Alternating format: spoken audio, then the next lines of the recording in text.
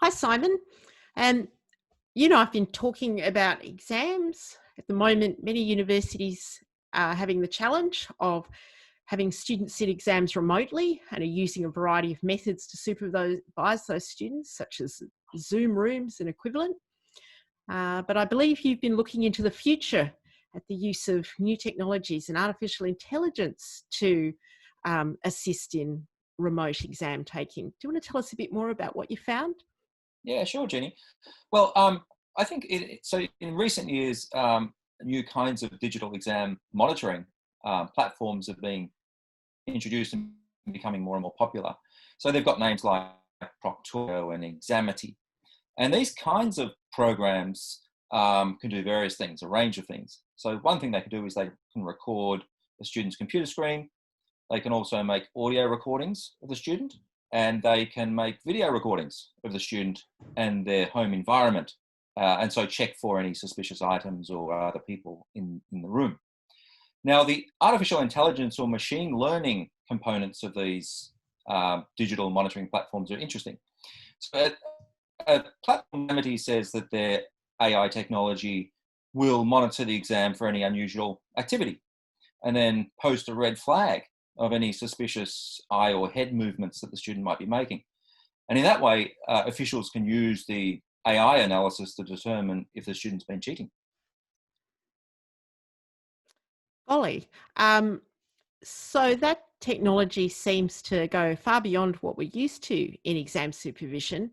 Presumably, there's some new challenges for universities if they decide to use that technology in the future.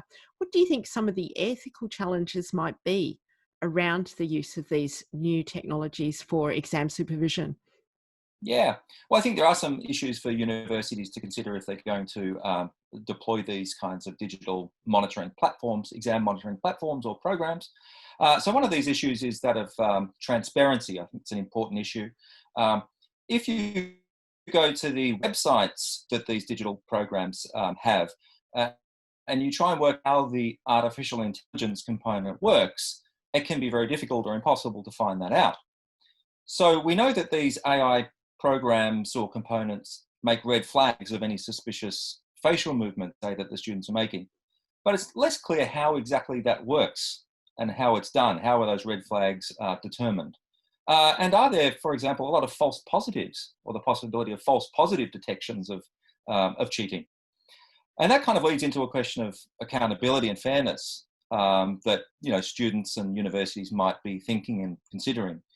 So one of those is how do we use the red flags that the programs have raised about suspicious activity to actually make a judgment about whether the student is cheating or not?